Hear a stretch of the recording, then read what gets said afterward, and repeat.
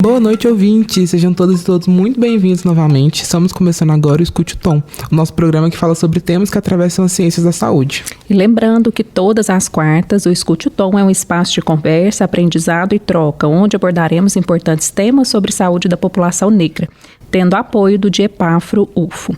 Hoje retornaremos com o assunto de saúde da população LGBTQIAPN+, e uma interface com questões raciais com os nossos convidados, o professor Dr. Heitor e a aluna Arielle. Muito prazer recebê-los novamente. E continuando a falar sobre essa questão de inserção, de estar dentro, de estar vivendo todas essas dificuldades, esses desafios, quais experiências que vocês trazem, que vocês já observaram uma diferença de tratamento por ser uma pessoa preta e por ser uma pessoa branca? Aí, pode começar com o professor Heitor para responder para a gente, logo depois a Arielle. Bom, a diferença é muito grande, né? Então, por exemplo, eu tenho total segurança de andar na rua, né? Então, se eu tô andando assim na rua, tem uma blitz, é muito difícil, estou separado. No shopping, espaços públicos, eu nunca fui abordado. Se eu vou em algum festival, muitas vezes já consegui entrar sem ser revistado, sem me pedirem até mesmo documento. Então, eu estou numa posição muito privilegiada. E você, Arielle, o que você traz de experiência pra gente? Nossa, é bastante complicado, assim, né? Porque além de eu ser uma pessoa negra, né? Meus irmãos também são negros, né? Então, são violências, né? Que são passadas desde tratamento, né? A forma de tratar, às vezes, grande parte, né? As pessoas brancas são tratadas de uma forma melhor, não, como o professor trouxe, não são perseguidas na rua, né? Grande parte, né? Eu vou dar um exemplo, assim, né? Um exemplo de homens transnegros. Quando os homens transnegros, né, antes da transição, visto como mulher, né? E a partir do momento que eles transicionam, eles começam a sofrer perseguição da polícia. E aí a polícia começa a bater, a polícia começa a perseguir, porque começa a ter uma performance de um homem negro. Eu tenho um relato de um aluno aqui, que ele é um homem trans, né, negro.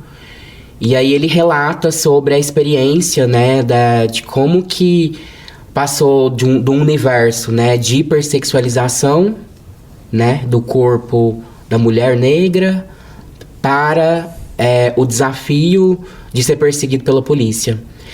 E aí, né, um dos relatos que ele conta é que ele estava numa praça e aí ele foi abordado. E aí ele falou que era um homem trans e aí o policial quis ver os seios dele. E aí, além disso, né, além dessa truculência, o policial quis ver a bolsa dele porque achou que ele estava vendendo droga ou que ele estava fazendo alguma coisa.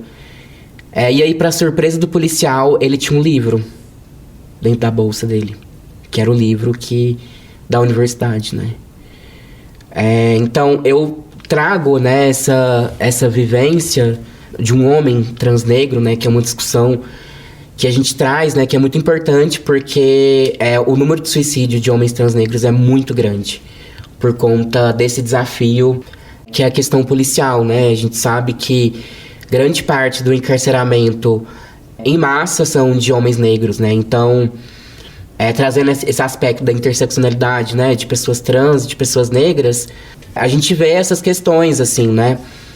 E, por exemplo, quando eu falo que eu sou da universidade, ninguém acredita, assim, as pessoas... Você precisa provar, né? Eu preciso realmente provar que eu sou da universidade e que eu não estou na prostituição e que, né, tipo, já me abordaram em relação à prostituição. Homens cis me abordaram perguntando se eu fazia programa, né? Então, é um molde colocado racialmente, né? E aí a gente entra na questão, né, que eu não gosto de trazer muito esse termo, mas trazendo pra gente discutir mesmo, que é a questão da passibilidade, né? Há discussões, né, que mulheres brancas são mais passáveis, né, trazendo essa discussão também de mulheres cisgêneras, né, que a gente coloca a mulher branca como mais bonita, como Sim, padrão, sim. né? E a mulher preta como a preteridade, né? Sendo preterida, né? Sendo esquecida. E aí trazendo um pouco também sobre a questão de pessoas trans que a gente vê na televisão, né? Grande parte são mulheres trans brancas, né? Não são travestis, são mulheres trans brancas, né? Com uma certa passabilidade, com uma certa cirurgia, né? Então, quis trazer um pouco isso, assim, pra gente pensar um pouco sobre isso, né? O quanto que tá interseccional, o tanto que tá ligado a essas questões de gênero, raça. Sim, você trouxe esse exemplo do seu conhecido, né, que fez essa transição, e agora me veio, né, à mente a questão do quando acontece normalmente o problema, o crime do falso médico. Normalmente o falso médico, ele nunca é um homem negro. Nunca, a maioria das vezes ele não vai ser. Porque se ele for o médico negro, ele vai provar o tempo todo que ele é médico. Ele vai chegar no congresso, ele precisa mostrar a carteirinha para entrar no estacionamento. Porque não é possível que um homem negro é médico. Então existe esse questionamento o tempo todo. E quando o crime acontece do falso médico, normalmente, ou médica, normalmente são pessoas brancas, porque eles têm inclusive mais liberdade. Eles não vão ser tão questionados assim, né? E isso perpassa também pela questão, né, LGBTQIPN+, e a gente vê isso a todo momento acontecer. Né? E só fazendo um adendo, um exemplo assim, nossa, é recorrente, mas esse é recente. Quando a gente está em discussão assim com a atenção primária, e aí a determinada profissional vai se referenciar a algum médico ou médica da unidade, todos nós temos nomes, né? Sim. Mas aí quando é um médico negro, se refere, não, é o médico. Qual? O negro. Ninguém fala, o médico branco. Não existe essa referência, né? Então, assim, a pessoa tem nome. Exatamente. Então, quando a gente fala, né, a gente falou tantas vezes aqui, vocês trouxeram, né, a palavra da interseccionalidade, aponto para os dois, professor Heitor, depois Arielle. Qual seria esse conceito para quem está em casa, não é da área, não conhece? Às vezes a gente está falando dando exemplo, mas a pessoa às vezes não consegue conectar o conceito, né, de uma forma geral. E de que forma, né, o conhecimento desse conceito ajuda a compreender melhor o processo de adoecimento da população. Certo. Antes da gente entender a interseccionalidade, é importante entender primeiro os marcadores sociais da diferença. Então, marcadores sociais da diferença é o que nos marcam em relação às nossas diferenças. Por exemplo, identidade de gênero, o gênero de forma geral, a raça-cor, a condição socioeconômica, né, entre outros. Então, nós temos essas diferenças, né? A raça-cor branca, negra, né, a etnia indígena, e etc. O gênero masculino, a identidade de gênero, mulher trans, homem trans, travesti, e etc. Então, a partir dessas diferenças, quando a gente faz uma análise social, a gente observa desigualdades e iniquidades em saúde, que são aquelas desigualdades injustas e que foram construídas, ou seja, elas foram construídas para estarem lá. Bom, e aí quando a gente faz uma comparação, por exemplo, raça-cor, quem é a população negra diante da população branca? Que a gente já teve vários exemplos, né? Discutindo de forma geral o racismo estrutural que está aí escancarado na nossa sociedade. E a interseccionalidade, como que ela entra nisso? Quando a gente vai adicionando esses marcadores sociais de diferença e eles vão se sobrepondo, né? Então, é quando eu pego, por exemplo, mulheres, né? Pego a questão do gênero e aí eu coloco um marcador de raça-cor e comparo mulheres brancas com mulheres negras. Então, primeiro, em relação ao gênero homens e mulheres, a gente sabe qual que é a posição da mulher perante a sociedade, que está abaixo dos homens, né? Pensando em hierarquia. Mas entre as mulheres, pensando nesse gênero, se a gente adiciona a raça-cor, tem diferença mulheres brancas perante mulheres negras? Sim. Né? Então, historicamente, mulheres negras, né, colocadas à margem da sociedade, né, numa posição de exclusão, de escravização, e até hoje a gente vê isso, né, de formas diferentes, mas continua nessa posição.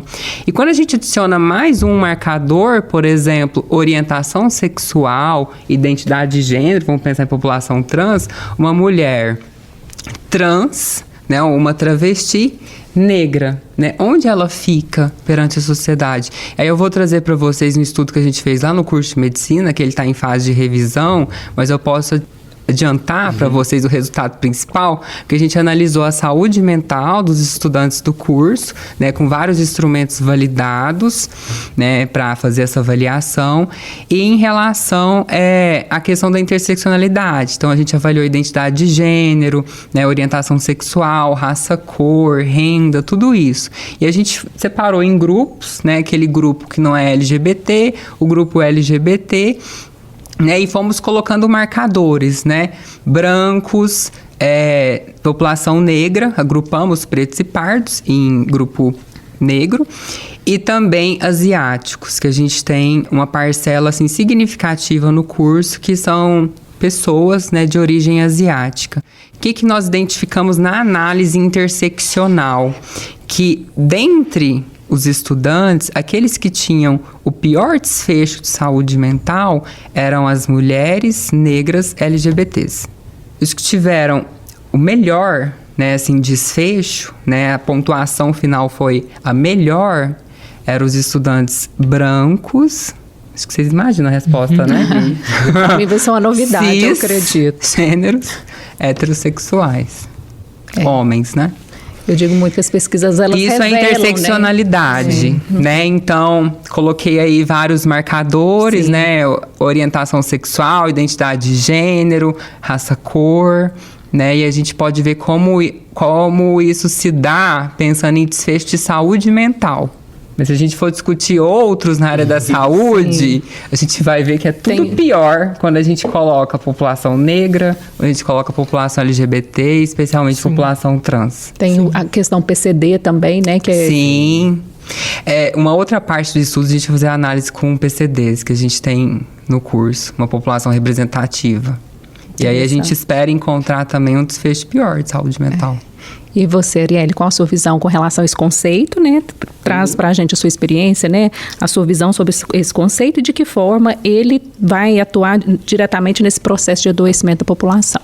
Não, assim, eu acho que o professor colocou bem, né? Esse estudo é muito importante. Esse conceito eu vejo através da Patricia Collins, né? Que ela traz a discussão de interseccionalidade. Eu vejo como que fosse várias bolinhas, sabe? Que na matemática a gente vai aprender. Os conjuntos. E aí eles se cruzam, né? E a gente tem um valor, né?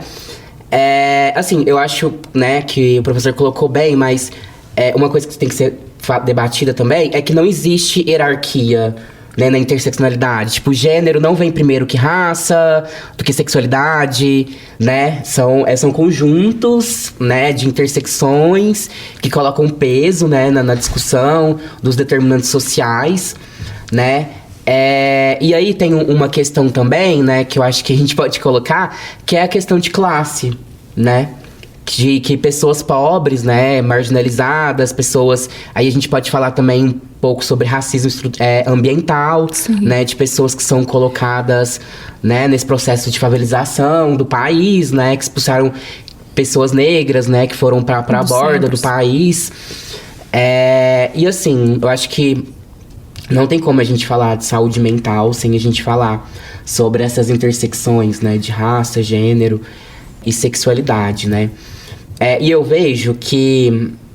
eu falo muito de política pública, tá, gente? Eu vejo que falta esse empenho mesmo, sabe? Da gente pensar em política pública de saúde mental, né? Porque, por exemplo, aqui em Uberlândia, a gente tem o CAPS, né?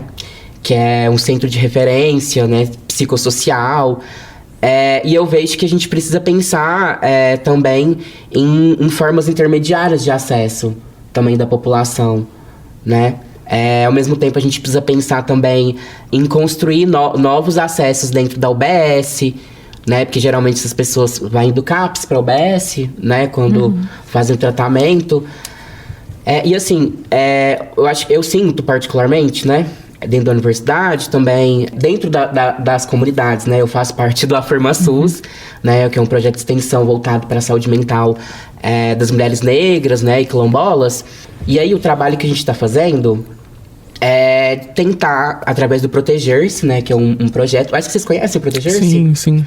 Que é um projeto que visa acesso, né? A psicóloga e psiquiatra para pessoas... Para a comunidade em geral.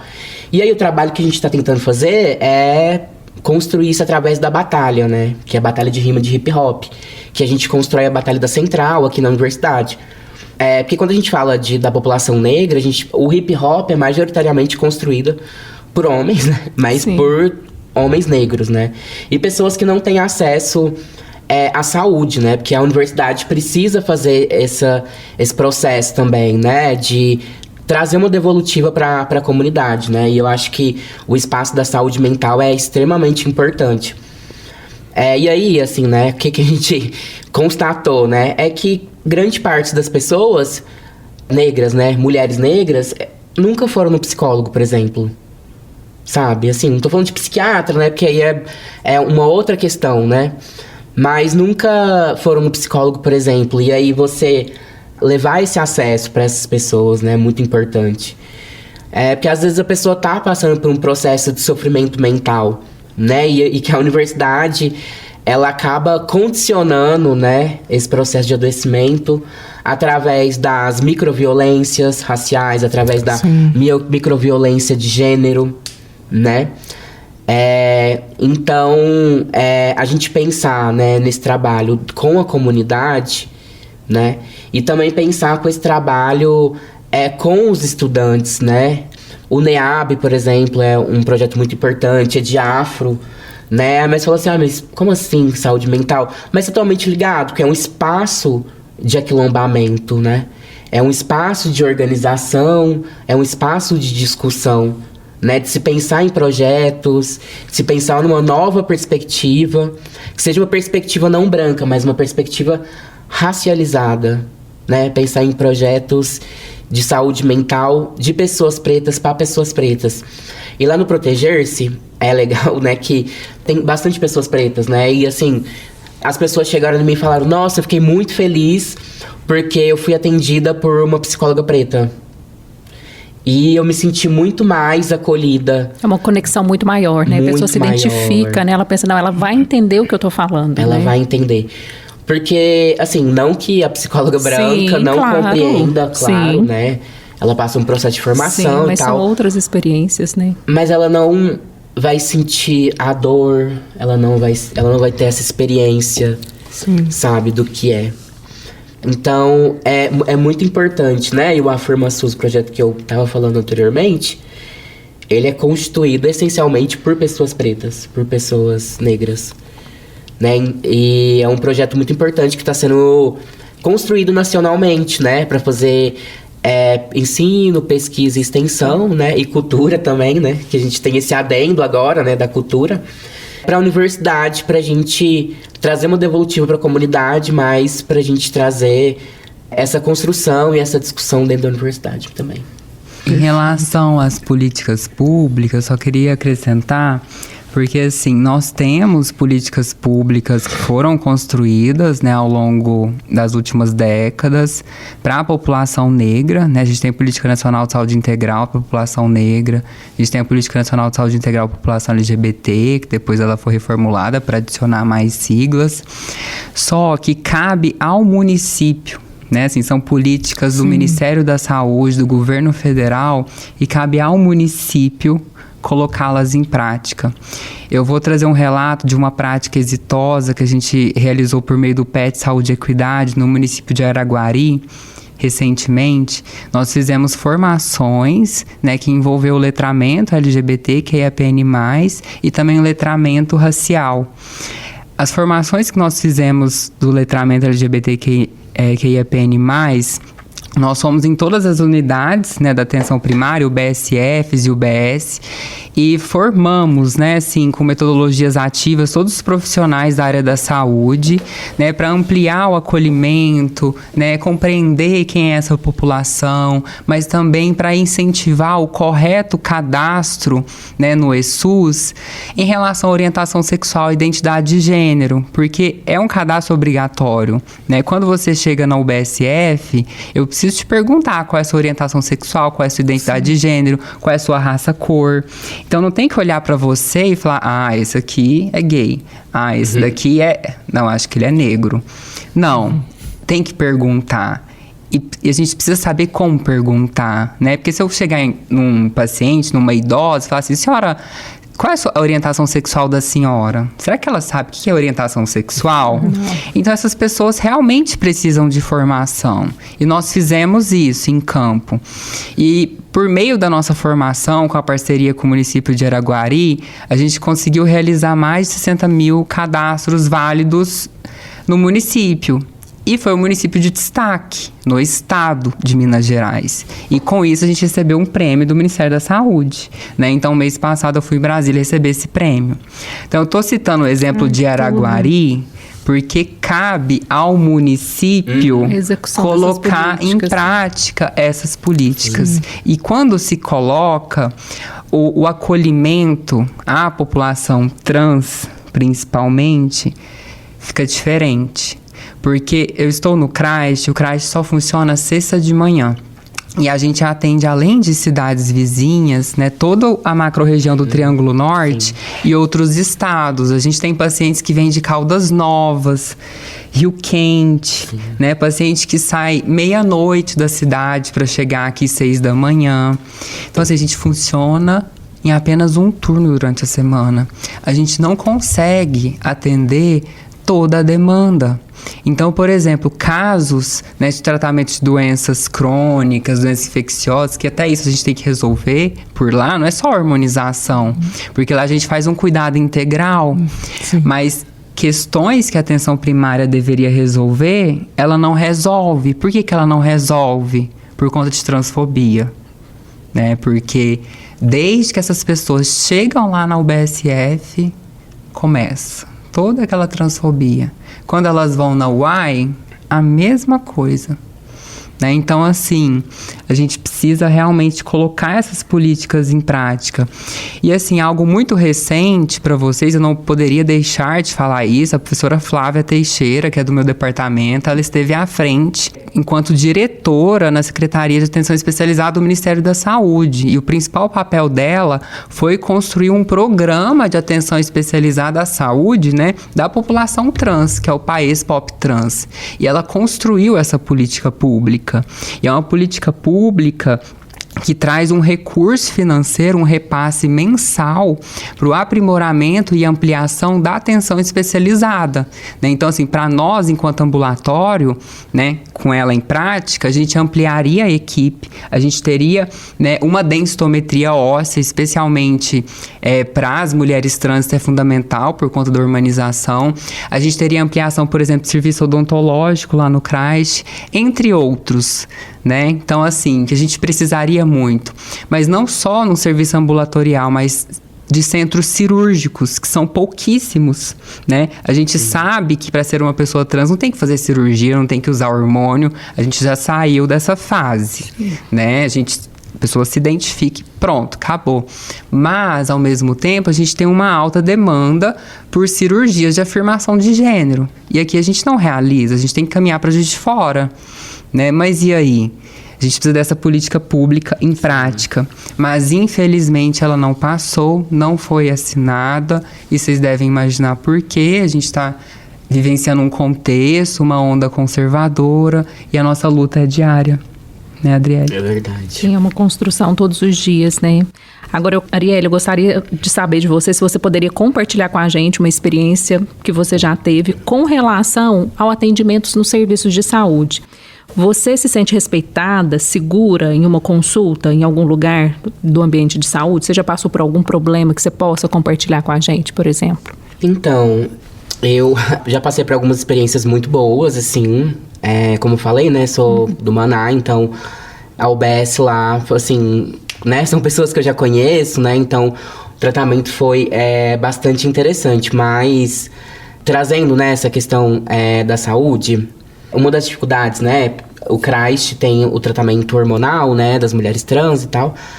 Então, grande parte dessas pessoas, dessa comunidade, assim, né, eu comecei minha transição, eu tinha 15 anos. Naquela época, assim, não tinha CRAST, não tinha nada, a gente tomava anticoncepcional, né, anticoncepcional. Por muitos anos, gente, eu tomei anticoncepcional, assim, Microvilar, não sei se vocês conhecem, é um remédio antigo, mas... Enfim, mais uma vez, eu passei por uma situação muito indelicada, né? Porque eu fui, né, eu tive que ir numa farmácia, né? Porque Você só faz a aplicação se você tiver receita, né? O CRAS te dá a receita.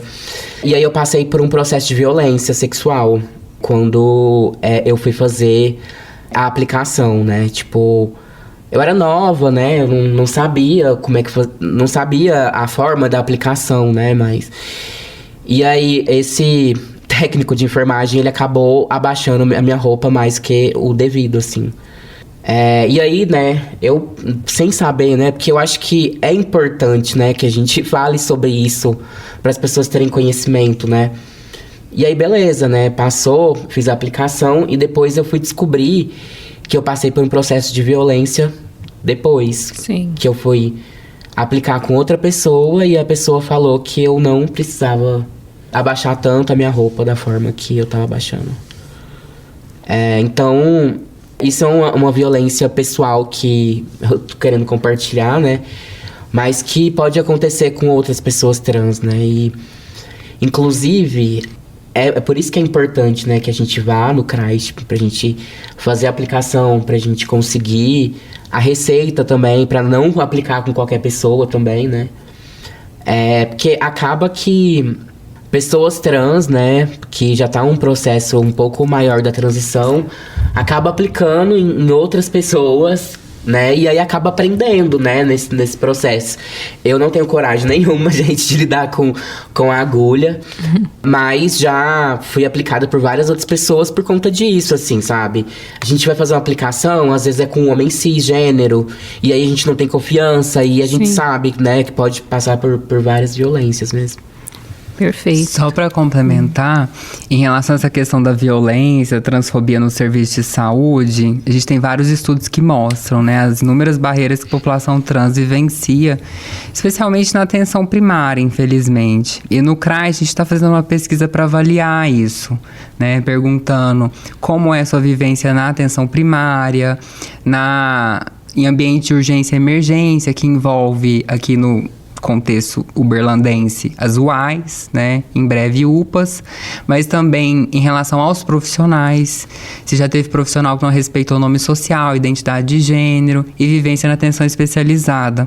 Então, assim, dados iniciais para vocês, a gente já coletou quase 182 respostas, né, que eu olhei ontem, um questionário, e mais de 55% responderam que já sofreram algum tipo de discriminação, violência, que caracteriza uma transfobia, né? Tanto nesses espaços quanto por profissionais. Então, assim, a gente ainda está nesse momento. Sim. Gente, está ótimo o nosso papo, muito interessante, mas por hoje a gente vai encerrar por aqui. Gostaria de agradecer imensamente a participação de vocês no nosso podcast, dizer que é um assunto que realmente precisa ser exposto, né, para a população, para a gente tentar diminuir o preconceito em volta da sociedade. Então, muito obrigada pela participação de vocês. Um agradecimento especial ao nosso apoiador, o DIEPAFRO-UFO, e sigam o nosso trabalho nas redes sociais, que é o @afrosaude, e nos vemos na próxima semana com mais um episódio. Obrigada pela participação. Tchau, tchau. Muito obrigada, Heitor, Arielle. Muito obrigada por compartilhar a história de vocês. Espero que vocês tenham sentido muito bem-vindos aqui, tenham gostado de conversar com a gente. Foi um prazer conhecer todo o trabalho de vocês. E até uma próxima. E se tudo der certo, queremos também mais relatos de vocês, trazer também vocês para falar sobre diversos assuntos, que é um assunto muito rico. Muito obrigado, gente. Foi um grande prazer. Obrigada, gente. Até mais com a Arielle. Ai, obrigada. Muito obrigada, gente. Prazer estar aqui construindo esses espaços, né? Que eu falo que é um espaço muito importante de discussão, né? E de ensino-aprendizado de conhecimento. Com certeza, obrigada. E aproveito para agradecer e parabenizar o grupo, né? Por conta dessa temática, por ter nos convidado, especialmente nesse mês. Sim, parabéns importante. e obrigado. Eu agradeço. Tchau, gente. Tchau, tchau, obrigada.